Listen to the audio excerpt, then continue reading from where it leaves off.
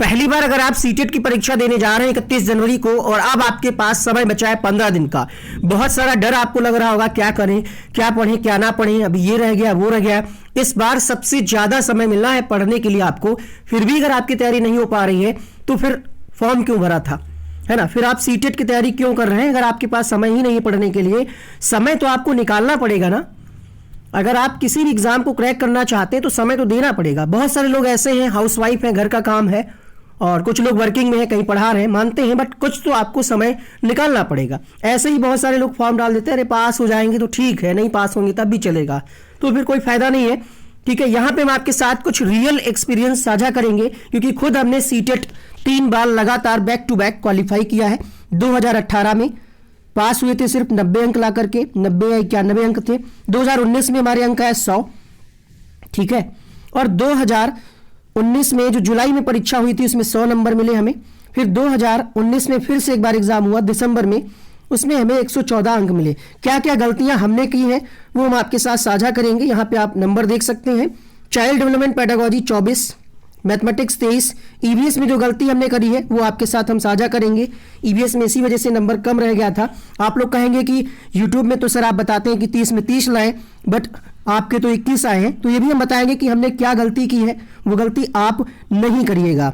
ठीक है, दूसरी बात यहाँ पे है लैंग्वेज में, यहाँ पे हिंदी में 23 नंबर, यहाँ पे 23 नंबर, 114। अब 30 में 30 सबके थोड़ी आ जाएंगे, ना ही हमारे आ जाएंगे। हम अगर अभी भी पेपर देंगे तब भी 30 में 30 नहीं आएंगे, क्योंकि परीक्षा का माहौल ही ऐसा होता है। आपको मोटिवेट करने के लिए हमें बताना पड़ता है कि इतना आप पढ़िए, कम से कम 30 में 30 की जब आप तैयारी करेंगे तब 24-25 आएगा। अगर हम पहले ही कह दें कि 30 में 25 आएगा तो फिर आप तैयारी करेंगे तो आपका 20 ही आएगा पेपर में ना।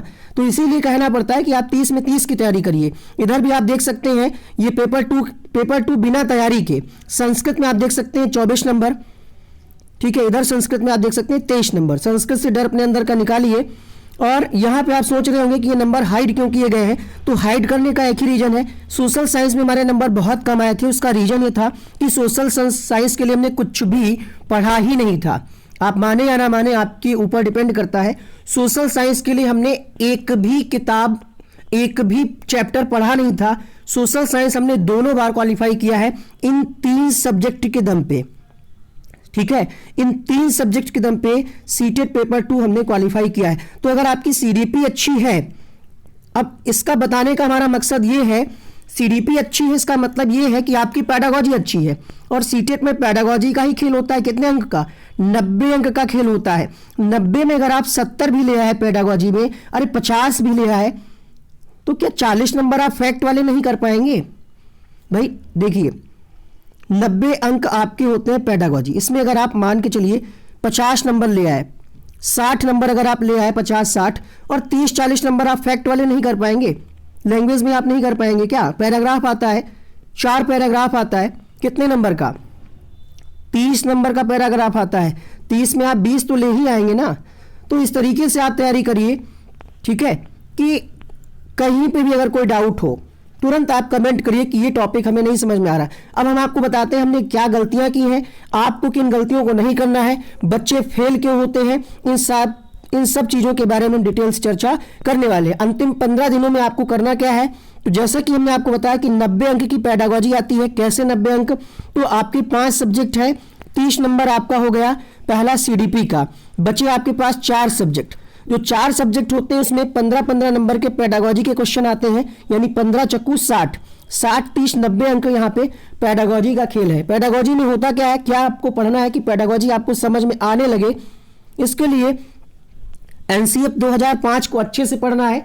3 वीडियो एनसीएफ के पढ़े हुए हैं, उनमें से आपको एक वीडियो देख लेंगे तो आपको एनसीएफ समझ में आ जाएगा। उस वीडियो का लिंक यहाँ पे आपको शो हो रहा होगा, उसको आप क्लिक करके देख सकते हैं। अगर आपको एनसीएफ समझ में आ जाता है तो लगभग पूरे पेपर में 30 से 40 नंबर एनसीएफ आधारित ही आते हैं। अब इसके अलावा कौन कौन से टॉपिक आपको पढ़ने हैं, तो इसके अलावा आपको बाल केंद्रित शिक्षा पढ़ना है। तो जो 90 अंक की पेडागोजी आती है उसमें एनसीएफ, बाल केंद्रित शिक्षा और प्रगतिशील शिक्षा, समावेशी शिक्षा का रोल होता है। और उसके साथ ही साथ अगर आपको टैग वर्ड समझ में आ जाते हैं, कीवर्ड समझ में आ जाते हैं, तो आपके लिए पेपर बहुत आसान बन जाता है। टैग वर्ड क्या है, इसके लिए अलग से एक डिटेल वीडियो बना है, आप उसको यहां क्लिक करके देख सकते हैं। और इस वीडियो में भी हम आपको बताने वाले हैं टैग वर्ड को। दूसरी बात, अगर आपको नोट्स मिल जाए, शॉर्ट नोट्स मिल जाए हर सब्जेक्ट के, अगर आपको 30-30, 40-40 पेज मिल जाए पढ़ने के लिए, और उसी में से अगर एग्जाम में फंस जाए बहुत सारा, तो आपके लिए बेहतर होगा। वो नोट्स हम उपलब्ध करा रहे हैं, उसके लिए आप हमारा व्हाट्सएप नंबर नोट कर लें और इस पर मैसेज करके नोट्स को परचेज कर लें। तीसरे नंबर पे जरूरी होता है आपको मोटिवेशन। जो कुछ हमारे द्वारा मिल सकता है, आपको अपनी फैमिली मेंबर से मिल सकता है कि बेटा पढ़ो आराम से, कोई दिक्कत नहीं है, हम सब साथ हैं, ठीक है, घर पे हम काम कर लेंगे, तो आप पढ़िए, है ना। तो ये जरूरी है, आप घर वालों से रिक्वेस्ट करिए कि उनको वो जो है पढ़ने के लिए आपको समय दें, अन्य कामों में अभी ना लगाएं। टाइम मैनेजमेंट कैसे करना है, किस तरीके से आपको पेपर हल करना है, पहले कौन सा सब्जेक्ट करना है, आखिरी कौन सा सब्जेक्ट करना है, और कौन से सब्जेक्ट में ज़्यादा उलझना नहीं है, ये सब चीज़ें हम आपको बताएंगे। थोड़ा सा और पेपर करीब आए, टाइम मैनेजमेंट पे हम अलग से वीडियो देंगे ताकि आप उसी तरीके से पेपर को करें और कोई गलती ना करें। अब सोचिए यहाँ पे तैयारी अधूरी क्यों है। अगर आपने अभी तक बाल केंद्रित शिक्षा, प्रगतिशील शिक्षा, समावेशी शिक्षा के वीडियोस को नहीं देखा है, तो आप बहुत गलती कर रहे हैं, बहुत चीज़ों को आप छोड़ रहे हैं, क्योंकि यहीं से बहुत सारे प्रश्न बनते हैं। कहने को ये छोटा टॉपिक है, लेकिन 90 अंक की पेडागोजी में इनका बहुत ज़्यादा रोल रहता है। एनसीएफ हमने आपको शुरुआत में बताया, और अगर हम ईवीएस की बात करें तो एक वीडियो में हमने ईवीएस एनसीईआरटी कंप्लीट की है, जिसका नाम है ईवीएस पापा वीडियो। उसको आप जरूर देखें, यूट्यूब में लिखें ईवीएस पापा वीडियो। इसी तरीके से हिंदी पेडागोजी को हमने एक वीडियो में कंप्लीट किया है, उसको भी आप लिखें यूट्यूब में हिंदी पेडागोजी पापा वीडियो। आपको 30 मिनट का एक वीडियो मिल जाएगा, 30 मिनट में कंप्लीट हिंदी कराई है। और जब आप कंप्लीट हिंदी कर लें, उसके बाद हिंदी प्रीवियस ईयर 2011 से 2019 तक एक वीडियो में कराया है, लगभग 2 घंटे का समय लगा है। उसको भी आप हिंदी पापा वीडियो या Hindi previous year one day exam study लिख करके सर्च करेंगे, मिल जाएगा। इन सब की हमने एक अलग से प्लेलिस्ट बना दी है, जिसका भी लिंक हम नीचे कमेंट में, सबसे पहले कमेंट में देंगे, ताकि आपको ढूंढना ना पड़े। तो कमेंट जरूर चेक करिएगा, वहां से अगर आप हिंदी को कंप्लीट कर लेते हैं, ईवीएस को कंप्लीट कर लेते हैं, बाल विकास की शॉर्ट थ्योरीज हमने आपको दी है, अगर आप वो कंप्लीट कर लेते हैं, तो आपका सीटेट का एग्जाम बहुत ही आसानी से, बहुत ही अच्छे नंबरों से क्लियर होगा। अधिगम संबंधी विकार, डिस्लेक्सिया, डिस्कैल्कुलिया, इस पे भी डिटेल वीडियो क्वेश्चंस के साथ दिया जा चुका है। यहां से 3 से 4 प्रश्न आपकी परीक्षा में आते हैं, एक प्रश्न बाल विकास में, 2 प्रश्न आपके लैंग्वेज में, कभी कभी ईवीएस में भी एक प्रश्न आ जाता है, कभी कभी मैथ में भी। तो यहाँ पे भी आपको 3-4 नंबर मिल सकते हैं। क्वेश्चंस को हल कैसे करें, तो जब आप प्रश्न का उत्तर दे रहे हो, क्वेश्चंस हल कर रहे हो पेडागोजी के, तो आप ये मान करके चलें कि आप अध्यापक हैं, अध्यापक की तैयारी नहीं कर रहे हैं, आप अध्यापक हैं, और बच्चे के हित को ध्यान में रख करके आंसर करें। बच्चे की गलती नहीं दें कहीं पे भी, बच्चे को किसी भी कीमत पे आपको गलत नहीं ठहराना है। बच्चा अगर फेल हो रहा है, बच्चा अगर गलतियां कर रहा है, तो वो गलत नहीं है, ठीक है। बच्चा अगर लेट आ रहा है विद्यालय, बच्चा होमवर्क नहीं कर रहा है, तो वो गलत नहीं है, उसके पीछे कुछ कारण है, कारण को आप पता करिए। आपका काम क्या है, कारण को पता करना, समस्या का समाधान करना। इसी संदर्भ में एनसीएफ कहता है कि शिक्षक की भूमिका क्या है, शिक्षक की भूमिका है सुगमकर्ता, सुविधादाता, फैसिलिटेटर की। मतलब शिक्षक जो है चीजों को आसान तरीके से बच्चे के लिए प्रस्तुत करता है। अगर आप पीआरटी यानी प्राथमिक 1 to 5 का क्वेश्चन पेपर हल कर रहे हैं, तो आप ये ध्यान में रखें कि बच्चा 5 साल से लगभग 12 वर्ष के बीच में होगा। अगर आप पेपर 2 हल कर रहे हैं, तो ये मान करके चलिएगा कि बच्चा लगभग 11-12 साल से ऊपर ही होगा, और उसी स्तर से आप उसको डील करिएगा, ठीक है। कई बार ऐसे प्रश्न आपके सामने आएंगे, हर बार ऐसा होता है, ये कोई एक बार की बात नहीं बता रहे हैं, जिनके चारों ही विकल्प आपको सही लगेंगे। अब आपको देखना क्या है कि उन चारों में जो सबसे बेहतर हो, सबसे व्यापक विकल्प हो, जिसमें उन तीनों ऑप्शन से मिली जुली बात कही जा रही हो। जैसे एक लिखा हो कविता, फिर लिखा हो पत्रिका, फिर लिखा हो पाठ्यपुस्तक, और वहीं पर लिखा हो विविध, तो विविध में क्या हो जाएगा, सब कुछ हो जाएगा। तो ऐसे ऑप्शंस को आप, व्यापक ऑप्शंस को ढूंढिए। और एक चीज ध्यान रखिएगा, क्वेश्चन में कई बार पूछ लेता है सर्वाधिक महत्वपूर्ण क्या है या सबसे कम महत्वपूर्ण क्या है। तो जब सर्वाधिक महत्वपूर्ण पूछे, तो ये आपसे जानना चाह रहा है कि उन चारों विकल्पों में सबसे बेहतर जरूरी क्या है बच्चे के लिए, क्लास में सबसे ज्यादा जरूरी क्या है, और सबसे कम पूछना चाह रहा है, तो समझ लीजिएगा क्वेश्चन निगेटिव है, ठीक है, उसकी जरूरत नहीं है क्लास में। अब गलतियां क्या करते हैं आप लोग, अब समय बचा आपके पास 15 दिन, बहुत सारे लोग क्या कर रहे हैं, सोच रहे हैं कि कोई प्रैक्टिस मिल जाए, प्रैक्टिस सेट मिल जाए, उसको लगा ले। प्रैक्टिस सेट में बहुत सारे आंसर्स में गलतियां मिलती हैं, क्वेश्चंस अच्छे नहीं होते हैं। यूपी टेट के क्वेश्चन होते हैं, हरियाणा टेट के क्वेश्चन होते हैं, अन्य राज्यों की टेट परीक्षाओं के क्वेश्चन होते हैं, जो अंतिम समय में मेरे हिसाब से आपको पढ़ना ठीक नहीं होगा। हो सकता है आप उस पेपर को हल करके यहाँ पे 120 नंबर ले आ रहे हो, 130 नंबर ले आ रहे हो, क्योंकि उसके क्वेश्चंस का लेवल अलग रहता है। बट पेपर में, सीटेट के पेपर में उस तरीके से प्रश्न नहीं आने। इसी तरीके से बहुत से ऐसे यूट्यूब चैनल हैं जो आपको यूपी टेट लेवल के क्वेश्चन करा रहे हैं। ऊपर लिखा होता है सीटेट और अंदर यूपी टेट का कंटेंट होता है। मनोविज्ञान का इतिहास, मनोविज्ञान को मन का विज्ञान किसने कहा, आत्मा का विज्ञान कहा किसने कहा। ये आपको मनोविज्ञान का इतिहास, हिस्ट्री नहीं पढ़नी है, यहां से प्रश्न आपकी परीक्षा में नहीं आते हैं। ग्रामर आपको ज्यादा अब नहीं पढ़ना है, क्योंकि आपके पास समय कम बचा है। ग्रामर पढ़ना ही नहीं है, क्योंकि अगर आप ग्रामर पढ़ने लगेंगे तो बहुत सारे टॉपिक हैं और ग्रामर से आपकी परीक्षा में आने हैं 2 प्रश्न, वो भी पैराग्राफ बेस्ड होंगे, संधि विच्छेद के होंगे, या फिर समास के होंगे, या फिर हो सकता है उपसर्ग प्रत्यय के हो, वो आप कर लेंगे। तो ग्रामर पर अधिक समय ना दीजिए। आपने क्या किया, 4 यूट्यूब चैनल देख रहे हैं, आपके 4 फ्रेंड सर्किल है, आपने कहा अपने फ्रेंड से कि तुम उनके नोट्स ले लो, तुम उनके ले लो, हम सब मिला करके पढ़ेंगे। तो ऐसा नहीं करना है। अब अंतिम समय में आपको 4 जगह से नोट्स नहीं खरीदने हैं। जो आपके पास नोट्स अगर आपने खुद बनाए हैं सबसे बेहतर है। अगर आपने किसी से परचेस किए हैं, किसी भी यूट्यूब चैनल से परचेस किए, तो आप जिन नोट्स को पढ़ करके हमने तैयारी की थी उसका हमने यहाँ पे टाइप करा लिया। पहले हमने इसको लिखा था हाथों से, अब इसको टाइप करा लिया है। तो यहाँ पे आप संस्कृत का डेमो नोट्स देख सकते हैं। ठीक है, इसमें शिक्षण शास्त्र गद्य पद्य दोनों है और संस्कृत की मैराथन भी बहुत ही जल्द आएगी। तो चैनल को सब्सक्राइब कर लीजिएगा ताकि संस्कृत की जब मैराथन हो तो आपको नोटिफिकेशन जाए। सीडीपी की मैराथन हम आपको करा चुके हैं 2011 से 2020, हिंदी मैराथन करा चुके हैं 2011 से 2020, सारा एक ही वीडियो में। इसी तरीके से ईवीएस, इसी तरीके से संस्कृत और अन्य सब्जेक्ट को भी हम कवर करेंगे। उसकी प्लेलिस्ट बनी है, ये वीडियो आप कभी भी देख रहे हैं तो उसकी प्लेलिस्ट के लिंक को टच करके वो सारी वीडियोस को देख सकते हैं। जैसे संस्कृत का ये नोट्स है, इसमें निगेटिव पॉजिटिव कीवर्ड टिप्स दिए हुए हैं, इसमें कुछ प्रकरण दिए हुए किससे किससे क्वेश्चन आते हैं, कुछ क्वेश्चंस भी दिए हुए इसमें, और इसमें उपसर्ग प्रत्यय भी दिया हुआ है, क्वेश्चंस का आंसर भी दिया हुआ है और पैराग्राफ भी इसी में आपको मिल जाएगा। लगभग ये 30-35 पेज का पीडीएफ है। अगर आप इसको अच्छे से 4-5 बार पढ़ लेते हैं तो संस्कृत में आप 20 से 25 नंबर बहुत आसानी से ला सकते हैं। अगर बिल्कुल भी तैयारी नहीं है तब भी आप 20+ नंबर ला सकते हैं। 30 तो नहीं कहेंगे, लेकिन आप 20 से ज़्यादा नंबर ला सकते हैं। तो ये नंबर है, इस पर आप मैसेज करके नोट्स को परचेज कर लीजिएगा। और संस्कृत के अलावा जैसे हमने हिंदी का जो नोट्स दिया था उसको भी देखिएगा।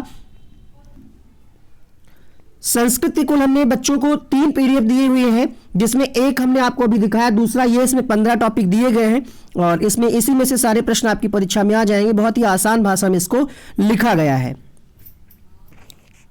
इसी तरीके से मुश्किल से 12 पेज का ये हिंदी का शॉर्ट नोट्स है। अगर आप इसको पढ़ लेते हैं 3-4 बार तो इसी में से बहुत सारे प्रश्न फंस जाने हैं। इसमें टिप्स और ट्रिक्स, टैग वर्ड भी बताए गए हैं, कौन कौन से सकारात्मक है, कौन कौन से नकारात्मक है, और इससे संबंधित पूरा प्रीवियस ईयर भी आपको मिल जाएगा। जिन भी टॉपिक से इसमें प्रश्न पूछे जाते हैं उन सभी को इसमें रखा गया है। ठीक है, मुश्किल से 15-16 पेज का नोट्स है। अगर आप इसको अच्छे से पढ़ लेते हैं तो पेडागोजी में 15 में से 13-14 नंबर आप आराम से ले आएंगे। इस पीडीएफ में आपको प्रीवियस ईयर भी पूरा मिल जाएगा 2011 से 2020 तक। ठीक है, यहां से प्रीवियस ईयर स्टार्ट हो रहा है। इसी तरीके से आपको ईवीएस पापा वीडियो का भी पीडीएफ मिल जाएगा, जिसमें हमने कक्षा 3, 4, 5 की कंप्लीट वीडियो में आपको दिया था। इसमें चैप्टर वाइज दिया है। ईवीएस में लगभग 20 प्रश्न आपको इसी एक पीडीएफ से मिल जाएंगे, क्योंकि इसमें चैप्टर वाइज सारी चीजें दी हुई। जैसे कक्षा 3 के सारे चैप्टर यहाँ पे खत्म हो रहे हैं, चैप्टर नंबर 24, फिर कक्षा 4, फिर इसके बाद कक्षा 5। तो इन्हीं में से 20 प्रश्न आपकी परीक्षा में आ जाएंगे। बट पढ़ना आपको पड़ेगा, नोट्स खरीदने से आप पास नहीं होंगे, पढ़ना आपको पड़ेगा। बहुत ही अच्छे यहाँ पे कंटेंट को रखा गया है ताकि आप समझ पाए। इसी तरीके से आपको सभी विषय के नोट्स मिल जाएंगे। और मैराथन क्लासेस को जरूर देखिएगा। संस्कृत की मैराथन, ईवीएस की मैराथन, बाल विकास की मैराथन जल्द ही आएगी। ठीक है, शॉर्ट नोट्स हमने 2 सब्जेक्ट के दे दिए हैं। ईवीएस का दे दिया है आपको, संस्कृत का दे दिया है, हिंदी का दे दिया है। सीडीपी और मैथ का शॉर्ट नोट्स हम बना रहे हैं, लिख रहे हैं, उसको भी जल्द आपको मिल जाएगा। जिन लोगों ने पेमेंट किया उनको तुरंत मिल जाएगा, और जो लोग जुड़ रहे हैं ग्रुप में उनको भी भेज दिया जाएगा, उसको भी लिख रहे हैं, तो आप लोग वेट करिए।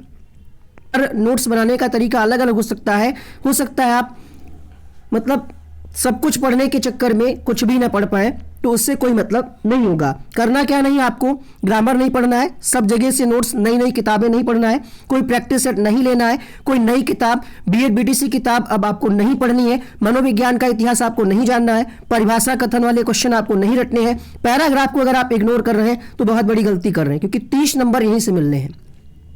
यूट्यूब पे आपको कोई एक दो पैराग्राफ हल करके बता सकता है, प्रैक्टिस आपको खुद करनी, क्योंकि आप जब तक खुद नहीं करेंगे नहीं कर पाएंगे। कितने नंबर का रोल है? 30 नंबर का, और अगर आप थोड़ा सा भी प्रैक्टिस कर लेते हैं तो 30 में आप 25 नंबर ला सकते हैं पैराग्राफ में। कितने लोगों ने कमेंट करके बताइएगा, आप लोग कमेंट करके बताइएगा कि कितने लोगों ने ईमानदारी से पैराग्राफ को हल किया है। 50% लोगों ने हल किया होगा, 50% लोगों ने पैराग्राफ को टच भी नहीं किया होगा। उनको लगता है कि यार पैराग्राफ तो हम कर ही लेंगे ना, उसमें उसी में से छांट करके आंसर करना होता है तो कर ही लेंगे। अरे कम से कम 10-5 पैराग्राफ हल करके तो जाइए। कर तो आप लेंगे, कर तो आप 150 में 150 क्वेश्चन लेंगे, कब कर पाएंगे? 4 घंटे में कर पाएंगे तो कोई मतलब है?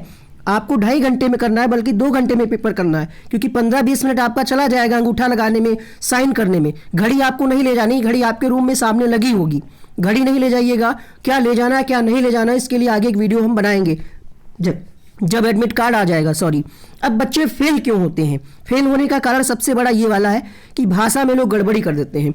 हिंदी के जो क्वेश्चन होंगे वो 2 बार दिए होंगे, संस्कृत के जो क्वेश्चन होंगे वो भी 2 बार दिए होंगे, इंग्लिश के जो भी आपकी भाषा है क्वेश्चन डबल दिए होते हैं। आपको ये ध्यान रखना है, अगर आपकी भाषा पहली हिंदी है तो आपको 91 से 120 हल करना है। अगर आपकी भाषा पहली संस्कृत है तो आपको 91 से 120 हल करना है। अगर आपकी भाषा द्वितीय हिंदी है तो आपको 121, द्वितीय संस्कृत है तो 121। ओवरऑल अगर हम इसका वो निकालें निष्कर्ष, तो जो भी भाषा आपकी पहली होगी, वो वाले क्वेश्चन नंबर 91 से आपको हल करने हैं। जो भी भाषा आपकी दूसरी होगी वो 121 से शुरू करनी है। भाषा आपकी हिंदी, संस्कृत, बंगाली, असम कोई भी हो सकती है। ध्यान रखिएगा, अगर ये गलती कर रहे हैं, पिछली बार इस पे बहुत सारे बच्चे फेल हो गए थे। और एक बात, एग्जामिनेशन हॉल में जो वहाँ पे कक्ष निरीक्षक होते हैं उन पे डिपेंड मत रहिएगा, उनको ये जानकारी नहीं होती है। हर सेंटर की हम बात नहीं कर रहे, बट बहुत सारे लोगों को जानकारी नहीं होती है, वो आपको गलत बता देंगे। हम जो आपको बता रहे हैं 91 से 120 लैंग्वेज 1, 121 से 150 लैंग्वेज 2, ठीक है। ये सबसे इंपॉर्टेंट चीज़ है आपकी परीक्षा के लिए। सेंटर पे आपको टाइम से पहुंच जाना है, क्योंकि अगर आप लेट पहुंचेंगे तो आपके अंदर डर बना रहेगा और आपका फिर टाइम मैनेजमेंट बिगड़ जाएगा। तो आपको 1 घंटे पहले जरूर पहुंच जाना है वहाँ, ताकि आप पूरी जानकारी को समझ पाएँ कि सेंटर कैसा है, कैसा माहौल है वहाँ पे। और बहुत सारे लोग क्या है, मोबाइल ले जाते हैं, बैग ले जाते हैं, जमा करने की व्यवस्था है नहीं है, तो 1 घंटे पहले पहुंचिए। एक ही प्रश्न पे उलझे रहना है। कोई मैथ का प्रश्न आ गया, आप उसको लगा रहे हैं, बार बार लगा रहे हैं, आपको पता है कि आप लगा ले जाएंगे, बट वो पेपर में वहाँ पे एक बार में आंसर नहीं आ रहा, आप उस पर 15 मिनट खराब कर दिए।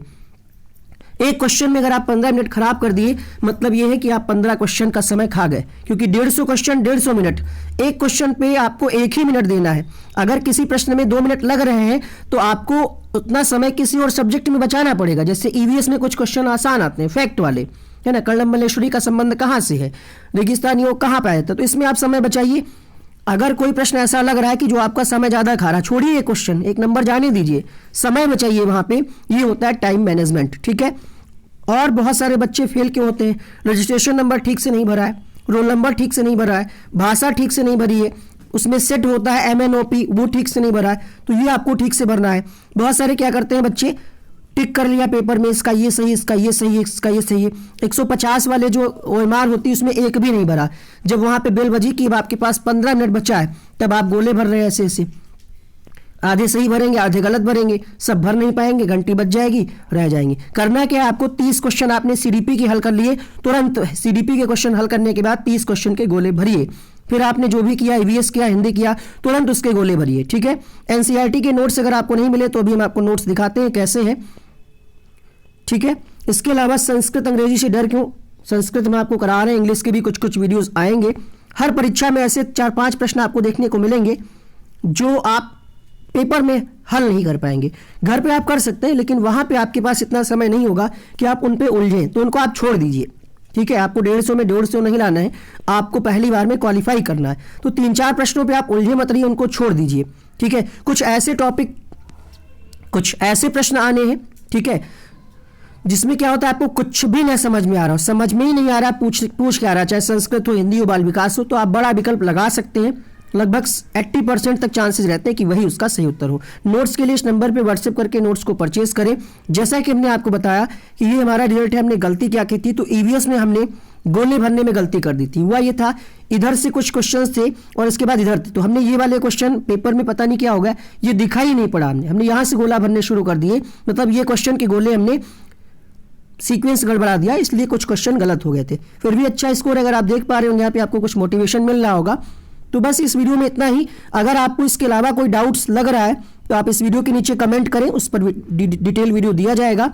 और वीडियो को लाइक करें, शेयर करें, सब्सक्राइब करें 1D एग्जाम स्टडी।